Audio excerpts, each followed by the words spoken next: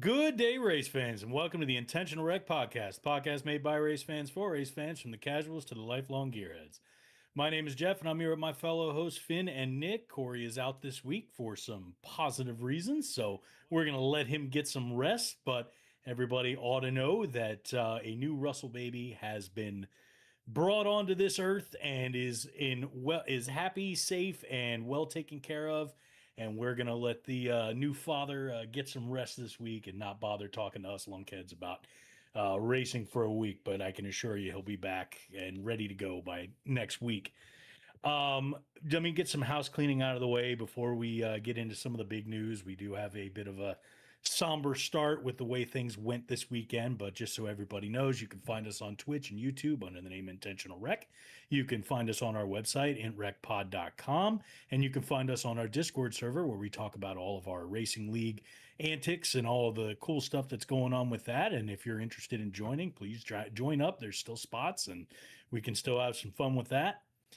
Um, all that being said, there's no getting around the fact that this has been a very rough week for the NASCAR community in general.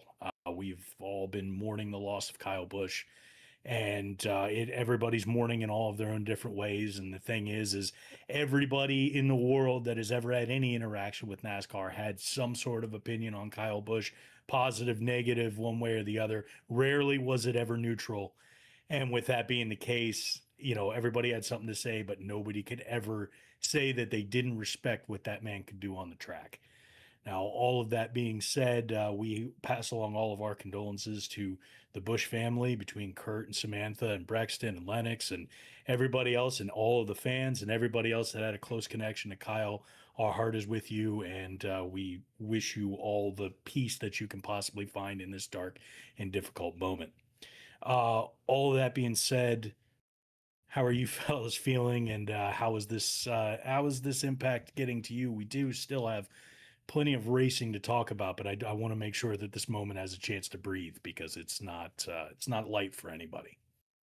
Yeah, I mean, obviously we were all blindsided by the news, right? I mean, he goes to the hospital early Thursday, and then 5 hours later, the announcement's made. So this weekend was just really, it was weird. It was, you could feel that just something wasn't right. Everybody knew what that something was, but you could feel that something wasn't right. And hell, even the weather could feel it this weekend. Quite literally, there was clouds hanging over, and Yeah. literally and figuratively.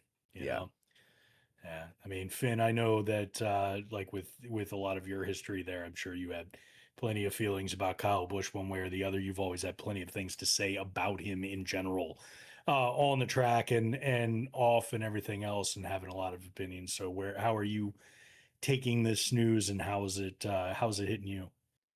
Yeah, death is a very weird thing for me in the way that I process it and think about it, and it's not often that you just kind of get punched in the gut, you know.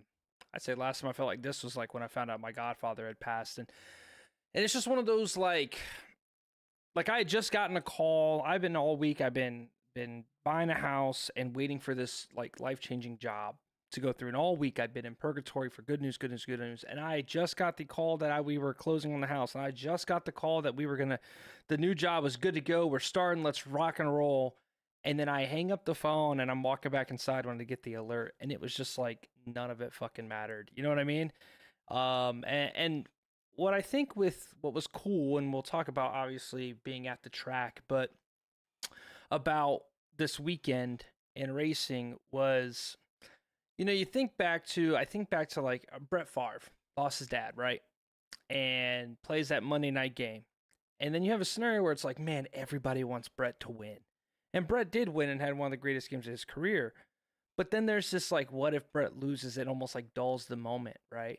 And then you go into this race, and it's like Kyle's reach is so expansive, and his impact on the sport was so big that there wasn't the possibility of a somebody not winning that wasn't heavily impacted by Kyle Busch. And that was what's cool is that no matter we're sitting there, I was kind of sitting next to Bryce and, obviously, some of the Gibbs cars are driving up front. I'm like, man, it'd be, obviously be cool if one of the guys with Rowdy on the hood would win the race. That'd be super sick, right?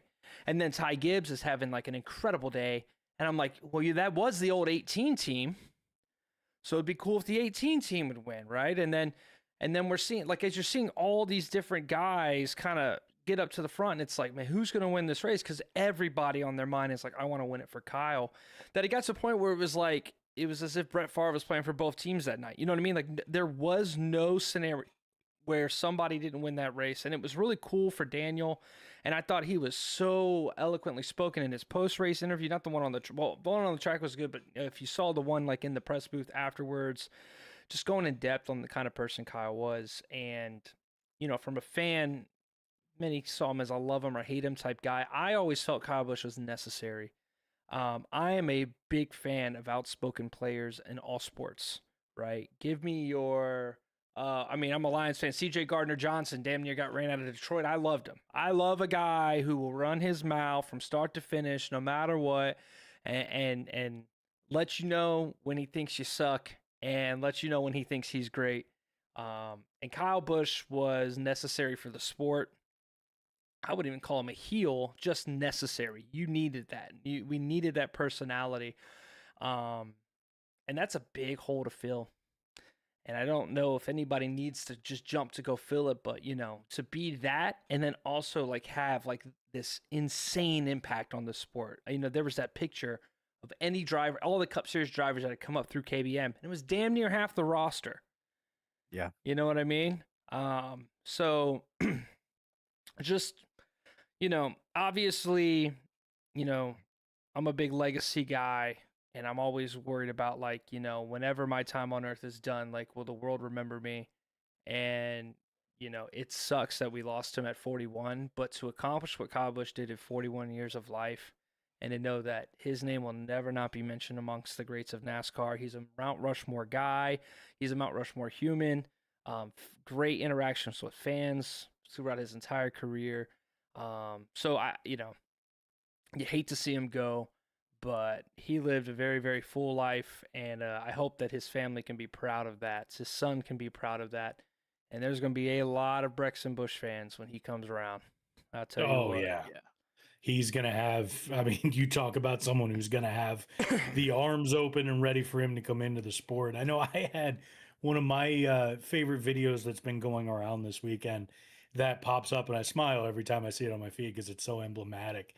There's this great video, and Kyle himself took it, or somebody that was with him in the car took it, and he pulls up next to a Kyle Busch fan in the truck next to him, and it's this woman who, like, I guess she had a sticker on the car, and she was wearing an 18 hat at the time, and he pulls up and he just honks and he waves, and at first she's like, whatever, and then he rolls his window down, and he's looking, and he's just like, hi.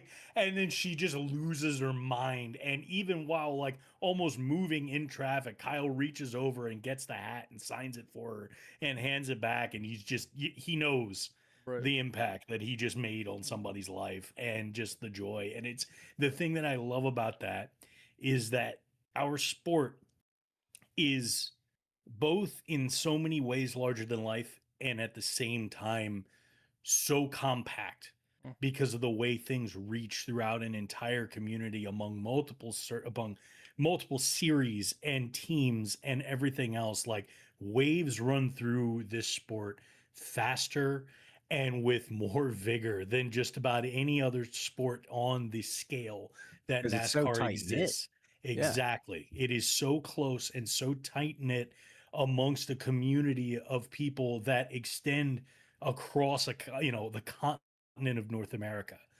And so it's crazy when you see that, and that just kind of touches on the fact that, like, a loss like this, it's spread across other series. I mean, they were all over the memorial tributes at Indy as well, and talking about that. They had the tributes up for him there. They had drivers that were running rowdy schemes. There was all kinds of different stuff that was happening. It extends upon North American auto racing as a whole, and that community is so tight and so small that it's impossible for a void like this to hit and have it not touch everything. Yeah. So it is it's a big deal. I mean, I'll always remember Kyle for, I mean, I'm entering into the sport, Jimmy Johnson fan. I'm checking out this Busch Series League on Saturdays, and there's a little 5 car with the lows on it. So, of course, my eyes are like, oh, who's this guy? And he's dominating. And then he comes up to Cup, and I remember his first win. You know, he donates.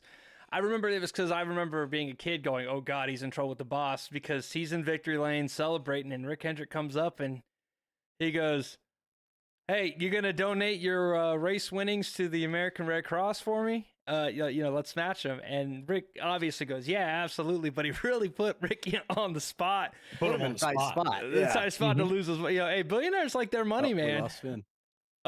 You lost. Wait, you lost me. Technical difficulties. Oh, there he is. Back. We hear him. Hold on. Let's see what happens with the stream. Yeah. Stand by. Can't be losing me now. Losing the heartbeat of the stream. All right, it looks like we're back.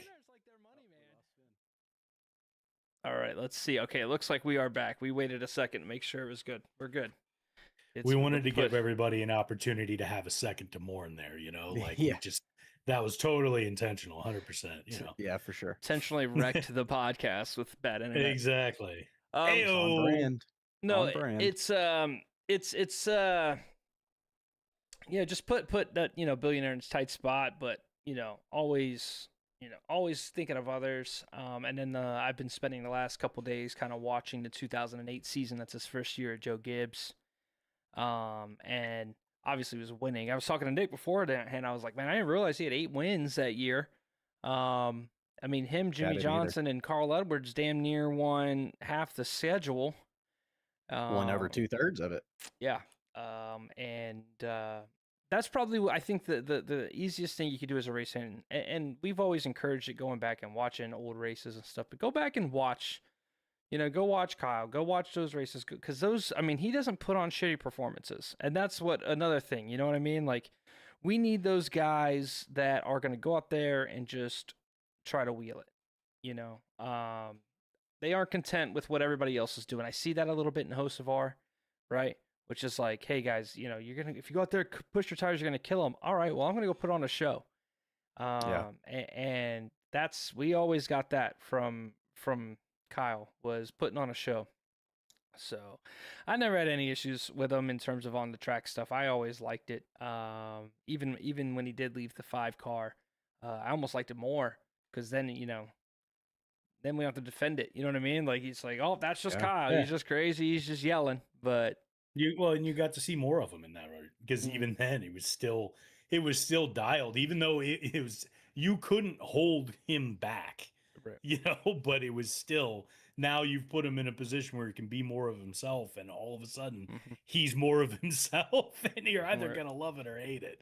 Right. I know for me, growing up watching, like, the thing for me is, like, as a kid, it was everything was the 3-car. Everything was Dale, right?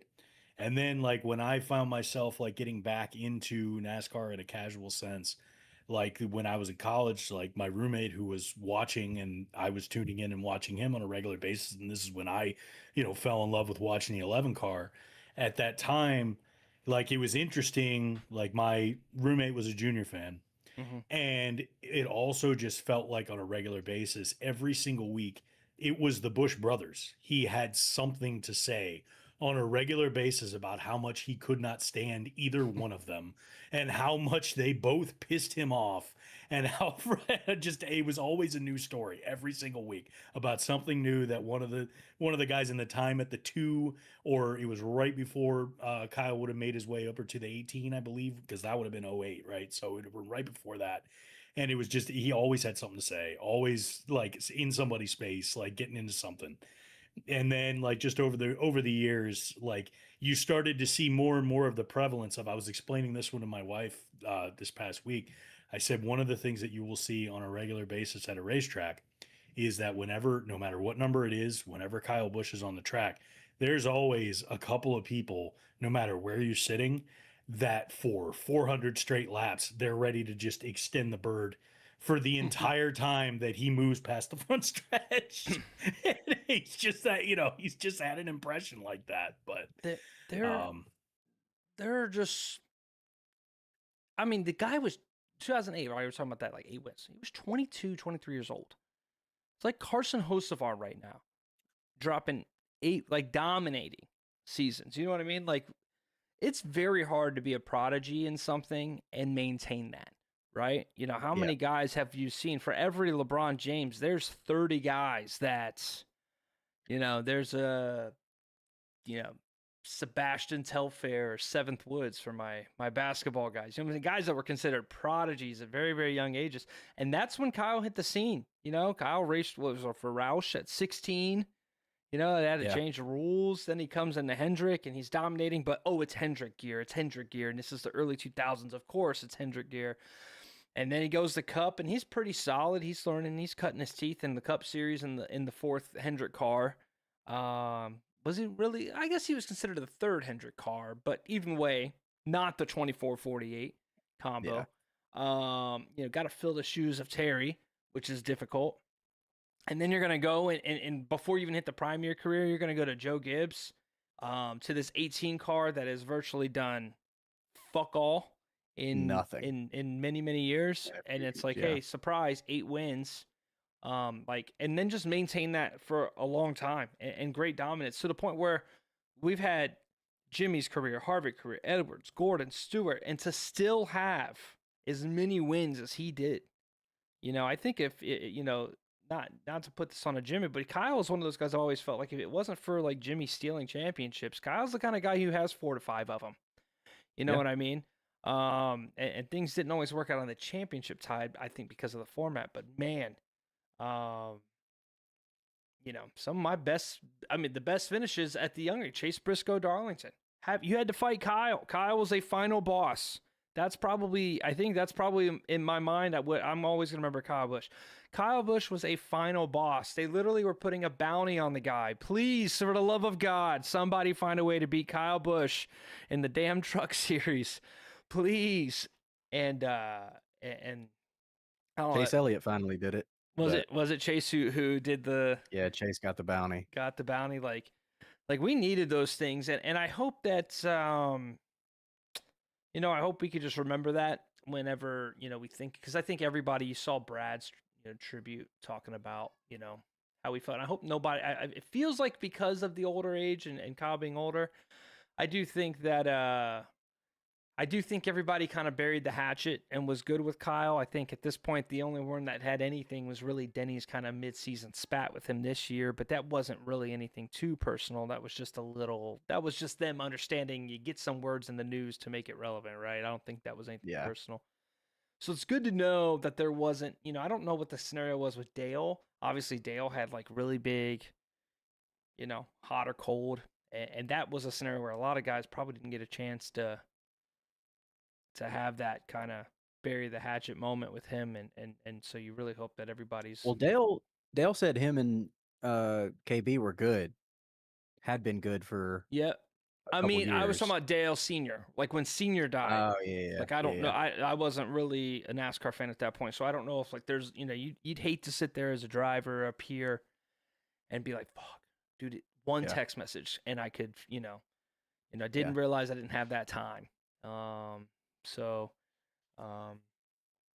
and then the last thing I'm going to say about this, which is, go to a doctor. Let this be a learning lesson. Don't be too proud, men, to go to the doctor. I'm not saying that that's what saved Kyle's life or anything like that, but, a lot of dudes have issues with, going to the doctor, getting seen, admitting they need some help, admitting something's kicking their ass, whether that's mentally, physically, emotionally. So take this as a lesson to yourself. Don't be the one that writes something off as not that big a deal. Power through it, because you never know. So take those things seriously. Let that be something you learn. Yeah, I remember my first time going to Las Vegas. I was, I think I was 15, 16 years old. This was probably around 2009, 2010. So he had just got his starting cup, maybe a year or two in cup, and I went to a place called Pole Position Raceway, which is now turned into a K1 go karting track, Mm-hmm. and they had one of Kyle Busch's old Legends cars in there. Oh, nice. And I was racing Legends at the time, and I thought that was the coolest thing I had ever seen. So I was like, I didn't hate Kyle Busch. I was a diehard Jimmy fan, but Right. he was probably like a third driver that I would root for Mm-hmm. his whole Yeah. time at JGR. So Yeah. anytime that I saw him beat Denny Hamlin was a good day. Yeah. Naturally. And it Of happened a course. lot. It happened Yeah. a lot. Oh, for sure. So, Yeah. But either with all of that going on, I mean, everybody has a lot of their feelings, and everybody is entitled to have their space for that. But we do also have some racing to talk about this weekend because the show did go on, and man, did it ever! And we got all of the different things that we would have expected out of a big race weekend. We had good racing, we had weather, we had big impactful moments, we had all kinds of stuff that was going on in a typical motorsports Christmas type of a Sunday. So we definitely had a lot to talk about. So if there's one thing that we could say that I'm sure KFB would have wanted, it's you want that show to go on and you want things to move forward. So I think with that, we can carry forward and talk about the weekend. Now, Finn, I know you were at the track. Nick, you didn't make it out this time, correct? You No, I watched the did not. broadcast like I Nope. was. So I know I was happy as a clam on every time I am on Indy 500 afternoon, and then was fully relaxed and kicking back on the couch and ready for a solid Coke 600 by evening time after I got done cooking a bunch of food, even if I was just doing stuff for myself. So Yeah, we had I broke out the smoker. We had some ribs. there you go. It was good. That I didn't watch the truck race. The Xfinity race was bullshit. Yeah, I get wasn't that great. they needed people to go home and people were there all day but I mean, I saw a picture online maybe on Reddit that showed like the little ticker that shows how many green laps and how many caution flag laps have been run, and it was green, and then it was a big stretch of yellow, and then it was a little tiny stretch of green, and then a big stretch of yellow, then a tiny stretch of green, and then like 40 or 50 laps yellow, just running around behind the pace car just to get to halfway. Yeah. Sucked. Somebody decided to add some racing in the middle of some caution laps is pretty much Yeah, what that whenever they were was. going Yeah. racing, whenever the cars were on the track, it was great. Like the Xfinity cars or O'Reilly cars around here, fantastic around Charlotte, but just weather wouldn't hold off. Yeah. Yep. I'll give them a small pass of not wanting to get any racing into Monday. Like, please, let's just get through this weekend with considering everything that's happened. And it was also pouring down rain on Monday in Charlotte too. So yeah, Monday didn't look enticing for racing at all. So it's like, Yeah. let's just do what we got to do. I know it sucks, but at least it's not the Cup Series they did this to. Yeah, I'm not mad at NASCAR for it. It was just a shitty race. I will say the trucks and Charlotte at 8 a.m. is better than any F1 Monaco race I've ever watched at 8 a.m. So there's that. But before we hop into the 600, let's talk about Indy. That obviously a major day and one of the better finishes I've ever seen. So Jeff, give me your Indy rundown. Yeah, absolutely. That was the closest finish in Indy 500 history, actually, which is, crazy to say for a race that has been running for 110 years. But either way, that was, I mean, just wall to wall. The entire race was just a blast to watch. I mean, at the very beginning, you're watching I think it was 11 lead changes within the first like 50 laps at the beginning of that race. So the first quarter of the race, you're watching Rossi and Pilot just back and forth, just master classing their way of like both managing fuel while at the same time, making sure that they're getting their laps let in and trying to run without being towed and trying to figure out what their downforce is going to be and what adjustments they need to make for the latter part of the race. You had a little bit of situation where there was some questions about what the weather was going to do. There were a few moments where people were there's some stuff on the track. There's this, there's that, but then you're watching some of the other things like Catherine Legg. Unfortunately, her double run got cut real short very quickly. It was it was the 18th lap that she got caught up, so her attempt at the double was done very very early.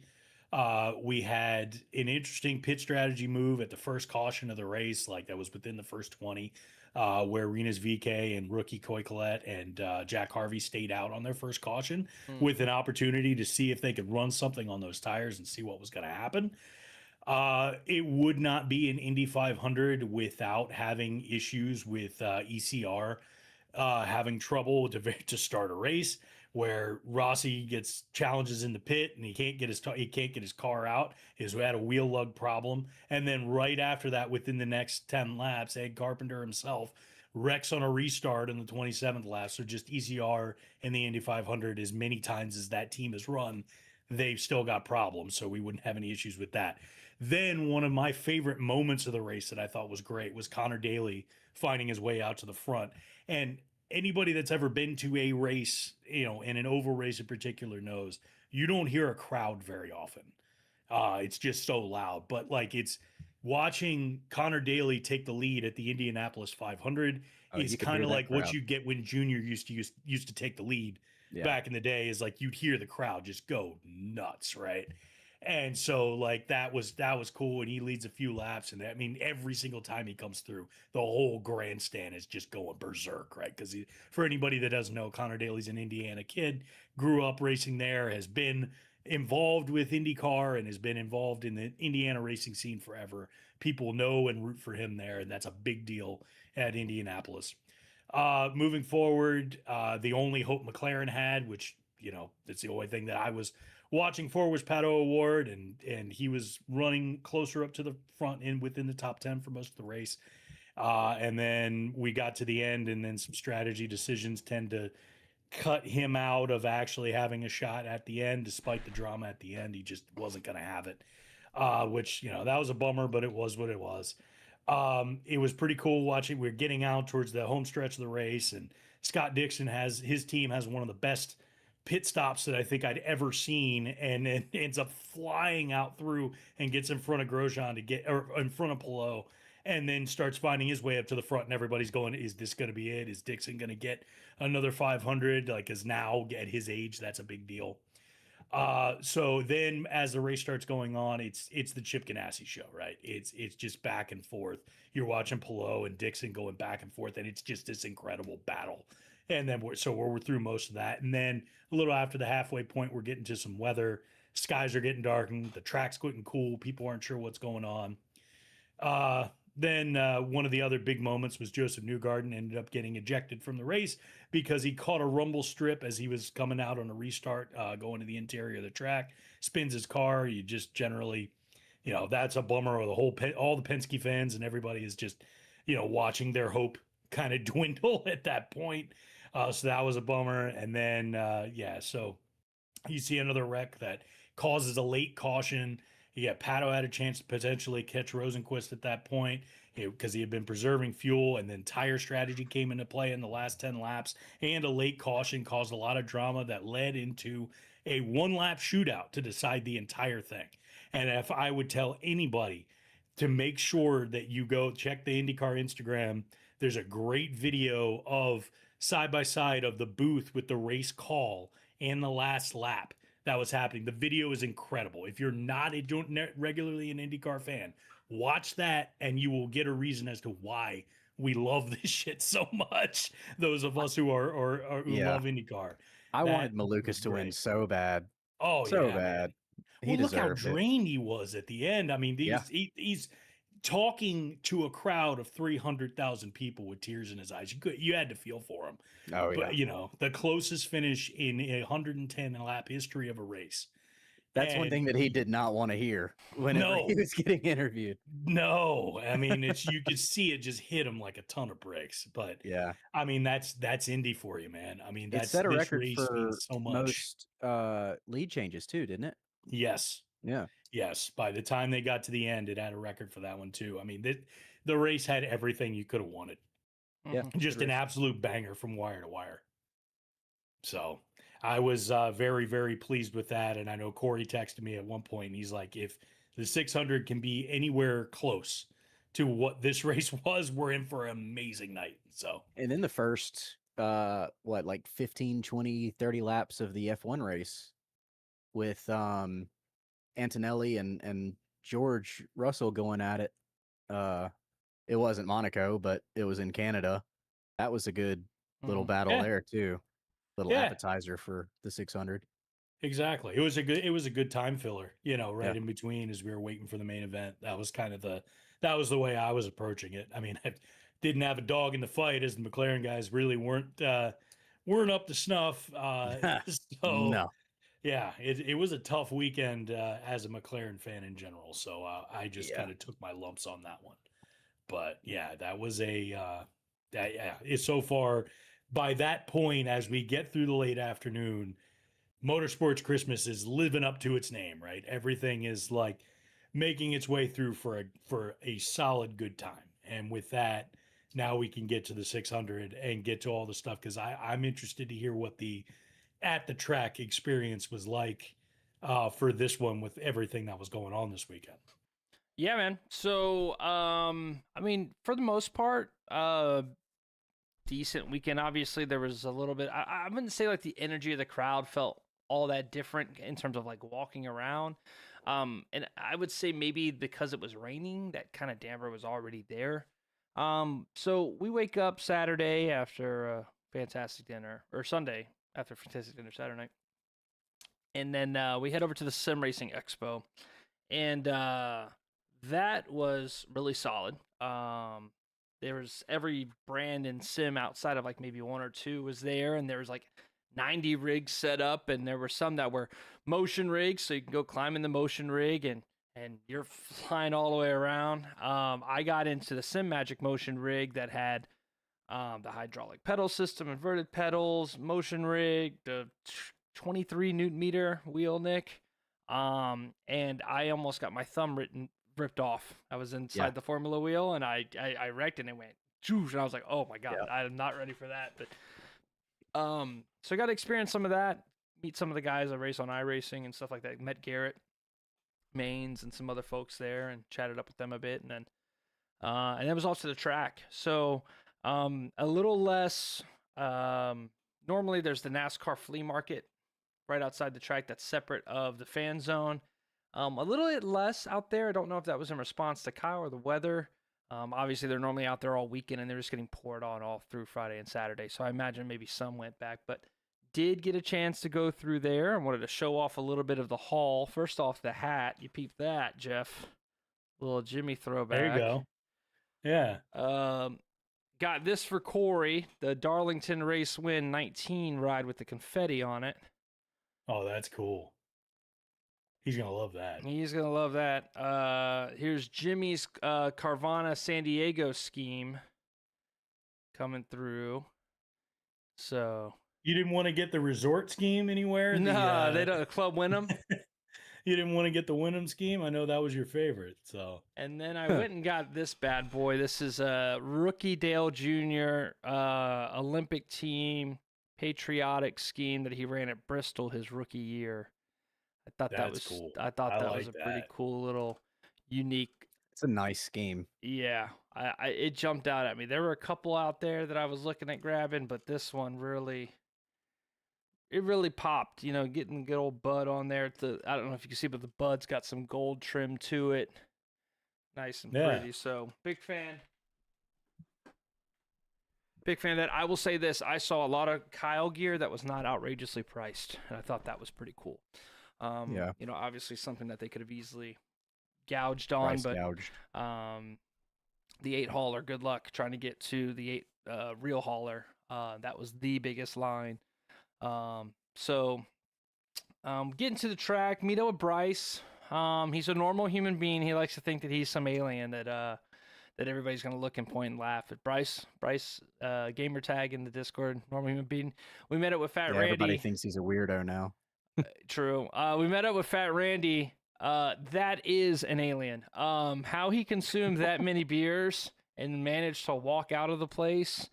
No spelling errors in our text messages. But when he left, there was a mountain of maybe 20 beers just stacked. I mean, this guy was going crazy.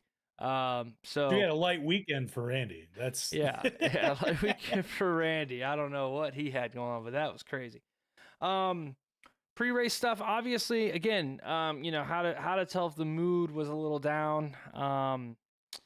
It's Memorial Day weekend, right? So everybody's already in the mindset of honoring, those that did the ultimate sacrifice and that. So, that kind of came with, I don't think anybody expected to see Samantha Brexton out on the track. That definitely had a lot of tears flowing. I actually missed that because, and Nick was there the last time, my fucking racing electronics thing wasn't working. You always have radio issues. So I had to I missed the whole Kyle Busch thing because I'm walking back. And I remember sitting outside because I thought it was just the normal. And again, I don't want to shit talk anything that happened. It was a great moment. I hate bagpipes. I don't think they're ever good for anything in a somber mood. Just play taps. Taps on a trumpet, goosebumps. Amazing Grace on the bagpipes through speakers is rough. Let's just go with that. Yeah. Like through speakers. Yeah. You and Corey are AV guys. Those are not the frequencies that you want to be mic and amplified. And that was a rough one. Thank God I was outside of the track. It's literally one of the it's literally one of, if not the loudest instruments that exist on the planet. And with that being the case, it is it makes difficult. I actually, like, since you were mentioning the memorial thing, there is one thing that I did want to mention about the broadcast that there's just something about watching the kind of tribute that they did with Samantha Busch and Brexton and Lennox, and like the whole moment that was happening and all of the feelings that were happening. And there's just something about that. And I don't know what it is about Burger King, about being the sponsor that is always the one that in the most somber sports moments that exist, they are always the ad lead, because that's what happened. They whoppered. Dude, yes. Did they whopper out of a Kyle Busch tribute? Yes, they did the slow pan out from like all the teams behind them, and like that moment where everybody is just feeling it and your heart is heavy, and it straight into a big bubbly happy Burger King ad like right after that.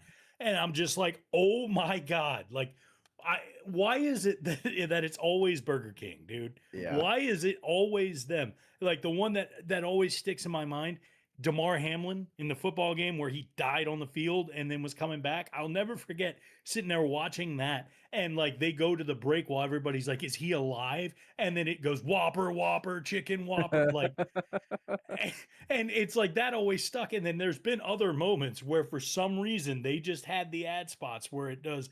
And sure enough, Burger King was the one to have that for the Rowdy Memorial. And I'm just like, oh my God, I can't believe it. They did the thing where the military guys, parachute in and they kind of do a formation and then, a little 360-degree security, and then they roll out onto the stage. And I don't know if it was Bryce or the guy next to me. He was like, are they like delivering something, like a special package or something? And I just had this moment in my brain. I was like, I know it's not. And I know it's not going to happen. But if there was a NASCAR driver that would fake his death on a Thursday and then have the military reveal him, Jesus Christ, it would be Rowdy Busch. But alas, that one last laugh from Rowdy to, just in general, like Rowdy would have loved it. So live with it. But, they come up, they do that, and then we get going. Really cool of them, obviously, to lead the space out front. As they go green, 8 laps in, everybody holds up 8 with the numbers. That was cool. Obviously, very reminiscent of the Dale with a 3 in the silent tribute. What I thought was cool and unplanned, by the way, at least in the masses, because they said, hey, lap 8, we're going to stand up in a moment of silence for Kyle on lap 8.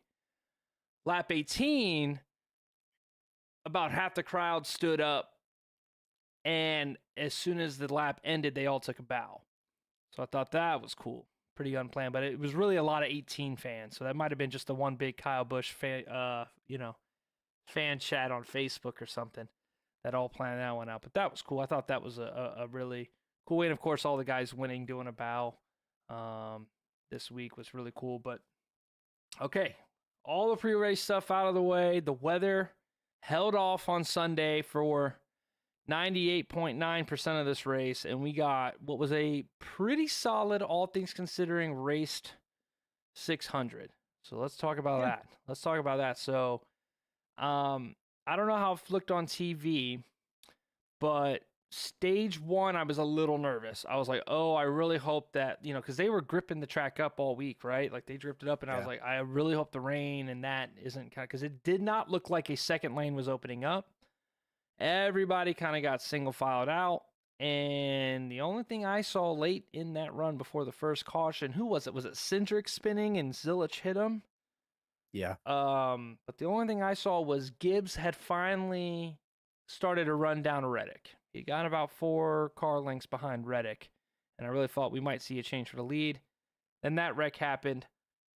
Chaos ensued. Next thing you know, Zane Smith is leading this thing with 2 right side only, and nobody can catch him. And I thought we were in trouble, Nick. I thought we were going to have a rough 600, reminiscent of the 550 days. No second lane, no passing. Oh, God, what a snoozer. And I feel bad because I'm inviting friends to the track that are not NASCAR fans, and they're just having to sit through the longest race of the year. And it's a snoozer. But is that kind of what TV looked like in terms of getting started on this thing? Yeah, that pretty much lined up. Yeah. It looked like everybody was settling in, waiting for, big emotions night to happen and waiting for their cars to come to them. Larson won the first stage. And he was one of my picks for the race. Mm-hmm. So I was liking it early, and then he just went back to 5th and plateaued the rest of the race, really. Yeah, he actually, we were listening to his radio because he was a Kyle fan, and we tried listening to his radio because they're the ones that they're one of the few that talk quite a bit throughout the run. Yeah. But he had a scenario where he was really getting up and getting through guys, but it just got really, really loose on him. So he was just surviving. And I think after the 2 tire boys and that scenario, I don't think Zane didn't win that stage or anything. He just led for quite a bit. And I think another caution had come out. And then that led a scenario where Kyle was able to, I think that's what it was. I think Kyle was just like P3 right behind the guys with tires and was able to run him down, get by him and go. Yeah, I think you're right. But a little scared there on what was going to happen and how the race was going to go. I will say this. I am uber impressed with SVG. Best oval performance he had. Leading laps. Passing Ryan Blaney on speed. Yeah, he looked like Casey Kane out there. He was the first to the top lane on both sides. And he was ripping the top pretty much the whole race. And he looked like what Chastain looked like at the end of last year's race. Yeah, that was mighty impressive from SVG, and I really wish he would have gotten a top 10 out of that. Maybe even they had some issues, I think, with lane choice. A lot of guys, some unique scenarios that occurred during the pits. There's a little bit of tire strategy in there, but very impressed with him. Bell tried overcutting in stage 2, didn't work. Then overcut in stage 3 when he wasn't as far back. And it did work. Did work. Ran everybody down. That was a fun battle. I would say that. That was one of my favorite long runs of the year. Was, Hamlin, Larson, Briscoe, and Reddick all duking it out. Yeah. And then Gibbs with his long run speed catches up, and it's like, all right, we got a 5-car battle for the lead here. And then Bell's like, oh, 1 second, here we go. Is that Christopher Bell's music? Where did Christopher Bell come from? Just hawking, just absolutely hawking people down. It was really cool to see that, let those things play out. But ultimately, it was just good to see passing at that point. Yeah, I mean, even we saw Hamlin run down Briscoe. I always say we judge a race based off, can a faster car catch and pass a slower car? And we saw that quite a bit. Hamlin was able to get up there. Hamlin had the best car by a mile, I think. Personally, I think the 11 was like on four fresh. Everybody on four fresh tires. Who's got the best car? I feel like it was Denny. I think I was feeling real good. Let's put it that way. I was feeling real good. For overall race, yeah, but late, I think Bell had the better car. See, that was the thing is we never got to see them racing on equal four tires, right? I think with that late stop, they were all in the taking two department, right behind SVG, who stayed out. So the what was that, the last stop that everybody came down when Suarez jumped, everybody took 4 and Suarez took 2. Right. But even then, they couldn't really race because Suarez was blocking each lane. And then the rain kept causing and some there issues. there was like a lap and a half worth of green flag, and then yellow. Yep. And then before that though, there was a scenario where I think was it like almost everybody took 2. Everybody but two guys stayed out. I think it was Gibbs and SVG. Gibbs and SVG stayed out. All those guys came down, and a good chunk of them took 2. So I didn't really get to see a scenario where those guys were like, "Hey, let's do 4 across the board. Who's quicker?" So I still think if I had to put my money on it, Denny is the guy. Hey, baby, Denny is the guy. Guest appearance when Corey's not here. And but either it's way, the weekly cameo, and it was setting up. It was setting up to be fantastic, in my opinion. You know, we had all of the guys. Very rarely do we see all of the guys that had speed, sans Chase Briscoe, who got involved, up front with 40 laps to go, ready to rock. You know what I mean? Like, all right, cool. Everything you learn's great. Who's fast right now? You know? So, obviously, the weather played the weather, and a good strategy call by Suarez, who they came back from 2 laps down. You look at Byron, who spent most of the race a lap down or on the tail end of the lead lap, and Byron somehow squeezes out, I think, top 15, maybe even close to the top. I don't think he got top 10, top 15. The eye roll that was the 48 car this weekend somehow. Byron was 9th. Got 9th, yep. So squeeze out of top 10. Bowman, who didn't have 2 gears in the car. Yeah. Found a way to finish it. Yeah. But I'll tell you what, not a good day to be a Bowman fan. Just watching him. I mean, he started in the rear and he caught up to, he was just racing Noah Gragson all day. I was just like, holy shit. And then when I found out the car was broke, I was like, all right, well, I don't know when it broke. Hopefully before the race if you're Alex Bowman, because I would not want to be racing Noah Gragson on speed. But not a good day overall for Hendrick. Like, even though, you know, a 5th place Larson car and a stage 9th win place was car, basically the only perk. Yeah. Hendrick used to dominate Charlotte. Yeah. So it was a good day for JGR. I mean, it was throughout the meat of that race. It like the top 5 was 4 JGR cars at any given time. Yeah, it was 4 JGR cars and Reddick. That was It was Toyota City throughout pretty much all of that, which, you know, like I said, I'm happy as a clam throughout the majority of that. The ending, not so much. As we knew and as everybody expected, it was the real fast 7 car and Daniel Suarez making his way. Everybody called it. Well, here's what I will say. Knew. I would say if it was a scenario where they came out, they took 2, they came out first on pit road, and then the rain started, I would be like, oh, great. He really, and yes, did he luck into a win on a scale of 10?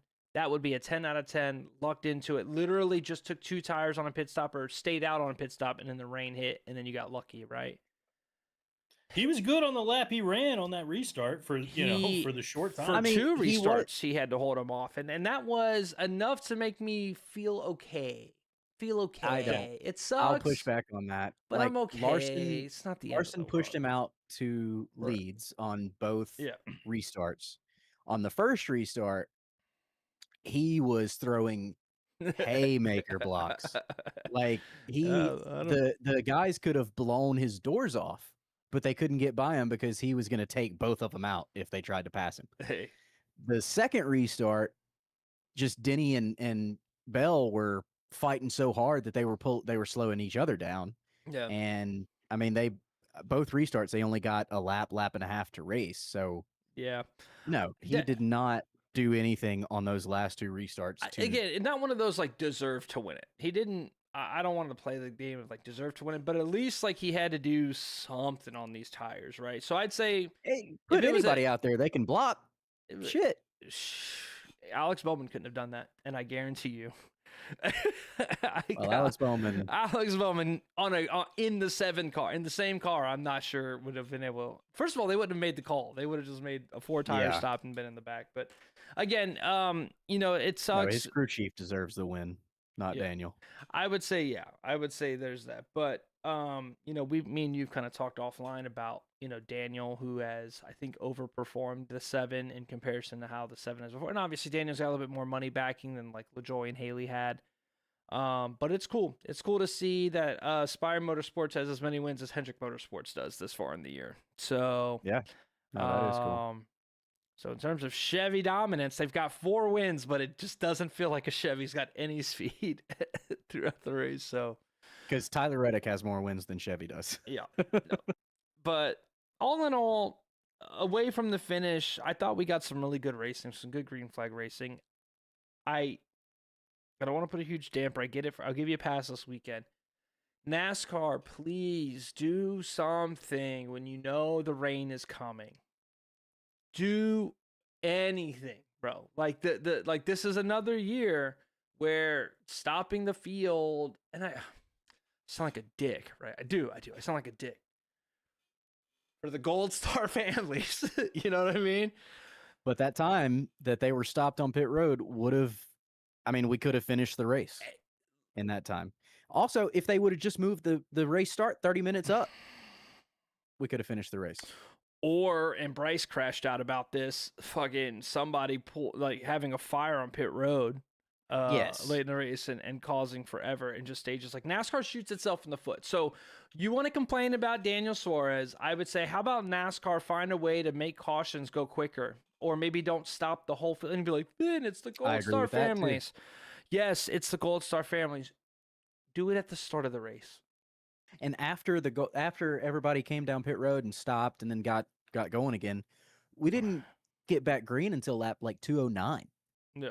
So there were like 8-9 caution laps. Insane. Yeah, it was like 90 to go. And the stages are already so we're already making it where it's one pit stop, and now I don't know, it's severely affecting things. And for me, again, you know what? I'm pulling the veteran card. I'm allowed to bitch about the veteran stuff, okay? Same. Yeah. I'm pulling the veteran card.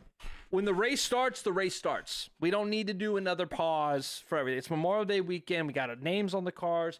We're doing all of these tributes. Just add it to the front of the race.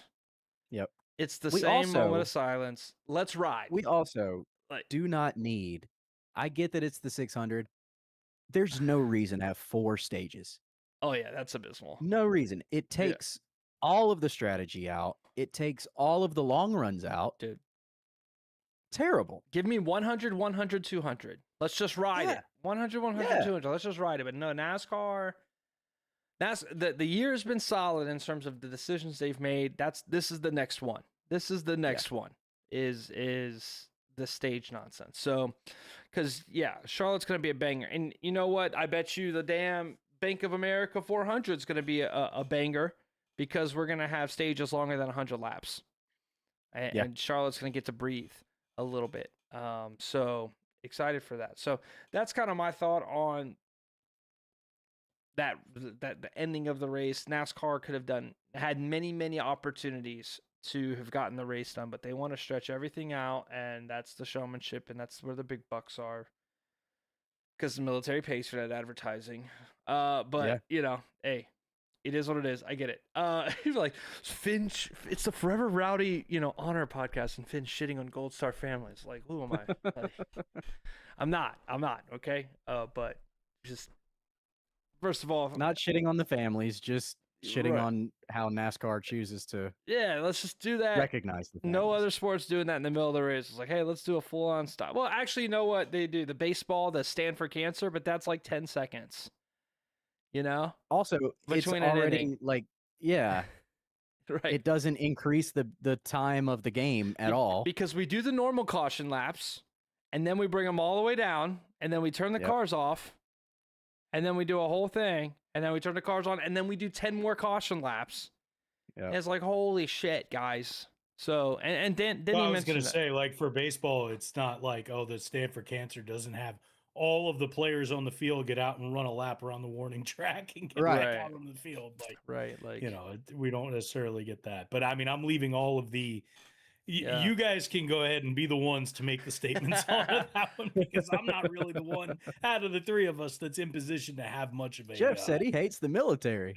That's the thing, is I've been muted for this whole time. No, it's so so funny. I will remain that and let you guys take your. Well, take it'll your, always, like, yeah, it'll we'll like do it. one Have of your the takes things, on that. just a little vet moment. You know, you'll see guys that'll say, like, guys that were never in the military who will say something about like somebody not staying. And we're not going to get into the kneeling and the anthem and whether you live on that, whatever, wherever you live is, that's fine.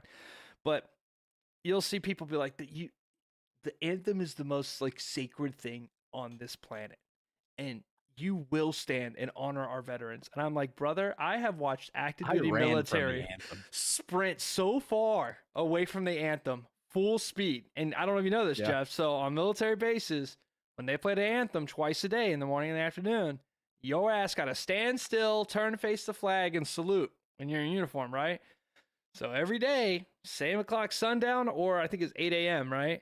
8 8 a.m. or sundown. You look at your clock and you're in your car, and it's you got to go across the parking lot, and you see 7:59. Do these You stay put. do you stand still? Do these true American heroes stand still to honor the flag in those fallen? Absolutely not. They sprint so fucking faster than they would under fire, honestly, Yeah. to get inside. And not only that, when there's 5 of us running and one of you doesn't make it to the door in time, so then you have to stand there. Do we stand there? We can still hear the anthem, but we're just indoors now. Do we stand at attention and honor those who fell before us? No, we fucking point and laugh We clown you. at the Yeah. dipshit. So, Because you didn't make it. so, yeah. Point is, Yeah. we're not as serious as we take ourselves. All right. Anywho, sprint from the Yeah. anthem. Either way, it was.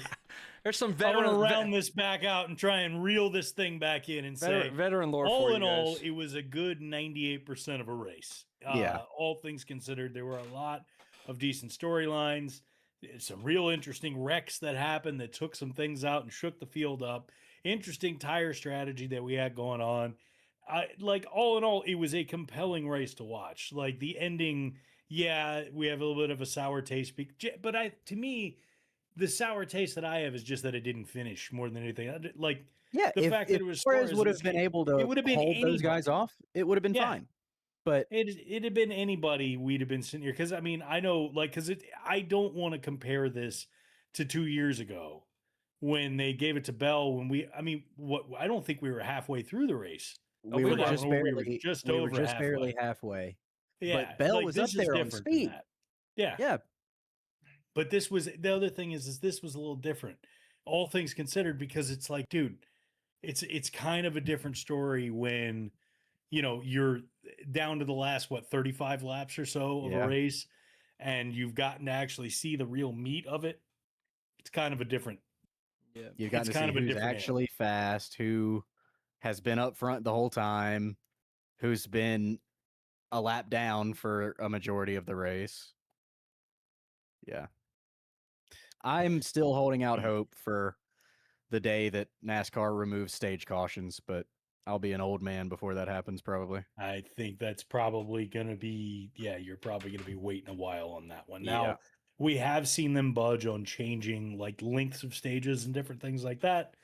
That may be the best you're going to get, at least for a good while. So Yeah. we'll see how that one's going. But I also know that we're starting to whittle our way down on time, because for anybody that is tuning in on the league side of things, like, we are shaking things up a little bit this week after a eventful race at Charlotte/Texas last week. That Finn was very happy, had a lot of positive remarks and statements to make. You can check our YouTube channel if you want to hear about how he had initially felt about that entire thing. So we've got some things going on with that, so we do need to try and move this thing along. So, Nashville. like, next week we've got Nashville. I checked the I'm weather. excited because Yeah. I checked the weather. We're good. Sunday night, we're Okay, good. good. Yeah. Night race two under the Night night lights. race in in a row. Nashville? Night. I love it. Yeah. 7 p.m. under the lights. Hopefully a little bit of day tonight. Yeah. Could be a fun one. Yeah. I could get down with 750 horsepower. Oh yeah. True. 750. So a little We- high we- horsepower package this weekend, I believe, because it's anything under a mile and a half. Yep. Nashville Super Speedway. What is it, like 1.2 miles? 1.33, baby. We are gonna 1.33. have. I'm excited. I'm excited. Who's on your fantasy must-haves this week? Well, For me, I'm definitely I'm hoping that I have races left for Tyler Reddick because I'm definitely putting him there. Won this race So- last year. I don't even remember. I bet it was a fucking.